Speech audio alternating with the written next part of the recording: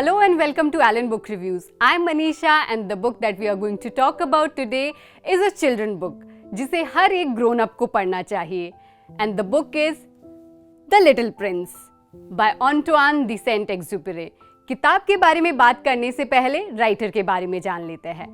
ऑन्टवान एक French writer, poet और pilot थे. पहले उन्होंने फ्रेंच एयरफोर्स ज्वाइन किया और बाद में वो मिलिट्री पायलट बने. सेकेंड वर्ल्ड वॉर के टाइम पर वो एक सक्सेसफुल कमर्शियल पायलट भी रहे. अपने एविएशन करियर के दौरान ही उन्होंने लिखना शुरू कर दिया था.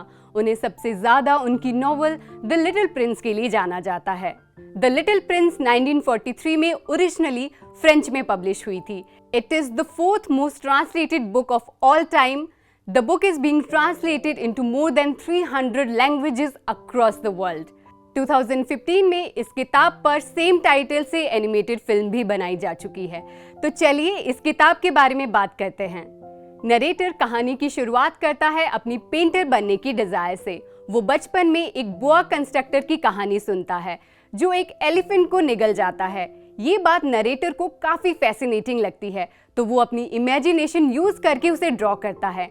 नरेटर जब अपनी पहली ड्राइंग एक्साइटेड होकर अडल्ट्स को अपने आसपास बड़े लोगों को दिखाता है तो उसे उसका पॉजिटिव रिस्पॉन्स नहीं मिलता. वो फिर से एक ड्राइंग बनाता है जिसमें एलिफेंट बोआ कंस्ट्रक्टर के पेट के अंदर होता है. नरेटर फिर से ड्राइंग अडल्ट्स को दिखाता है, ये सोचते हुए कि अडल्ट्स को ज़्यादा ज़रूरत होती है डिटेल में एक्सप्लेन करने की. जाहिर सी बात है इस ड्राइंग पर भी उसे बहुत अच्छा रिस्पांस नहीं मिलता और फिर उसे ड्राइंग छोड़कर दूसरे सब्जेक्ट्स और स्किल्स पर फोकस करने को कहा जाता है. और इस तरह नरेटर एक आर्टिस्ट बनने की बजाय एक पायलट बन जाता है. फिर कई साल बाद पायलट का प्लेन क्रैश होता है सहारा डेजर्ट में and he survives the crash. फिर रेगिस्तान में उसकी मुलाकात होती है एक छोटे से लड़के से. वो लड़का पायलट यानी एविएटर को बताता है कि वो स्पेस के एक एस्ट्रॉयड से आया है और उसका प्लैनेट बहुत ही छोटा है, लगभग एक कमरे जितना. वो वहाँ रहने वाला इकलौता इंसान है. नरेटर उसे लिटिल प्रिंस के नाम से बुलाता है. पायलट से मिलते ही वो सबसे पहले उसे एक शीप ड्रॉ करने को कहता है और वहीं से उनकी बातों का सिलसिला शुरू हो जाता है. लिटिल प्रिंस पायलट को बताता है कि अर्थ से पहले वो कई और प्लैनेट्स पर जा चुका है और उसे हर प्लैनेट पर बहुत ही अजीबोगरीब लोग मिले. एक प्लैनेट पर वो तारे गिनने वाले बिजनेसमैन से मिला जो उसे बताता है कि वो तारों का मालिक है क्योंकि वो उनकी जानकारी रखता है और उनकी गिनती करता है. दूसरे प्लैनेट पर वो एक अल्कोहलिक से मिलता है जो कहता है कि वो इसलिए अल्कोहल पी रहा है क्योंकि वो अपनी इस एडिक्शन से शर्मिंदा है.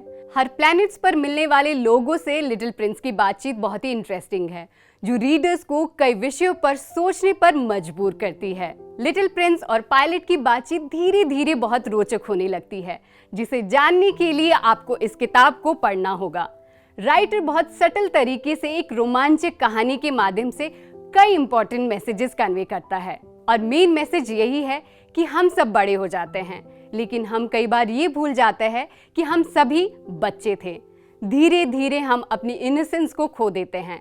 स्टोरी टेलिंग की इस आर्ट के थ्रू राइटर रीडर को अपने अंदर के बचपन को बचाए रखने का मैसेज देता है. बुक के कवर पेज पर बैक साइड में एक बहुत ही खूबसूरत कोट है which says all grown ups were once children but only a few of them remember it. And that clearly tells us the message that the writers want to convey through this book. कैसे एक तारों, भेड़ और फूलों से बात करने वाला, उन्हें दुलार करने वाला लड़का एविएटर को खुद से मिलाने और लाइफ के बहुत इंपॉर्टेंट एंड बेसिक मैसेजेस को समझाने में मदद करता है, ये सब इस किताब में पढ़ने को मिलेगा. एलन बुक रिव्यूज रेकमेंड करता है the Little Prince. For more such video subscribe to our YouTube channel. जल्द ही एक नए बुक रिव्यू के साथ फिर हाजिर होते हैं. तब तक के लिए नमस्कार.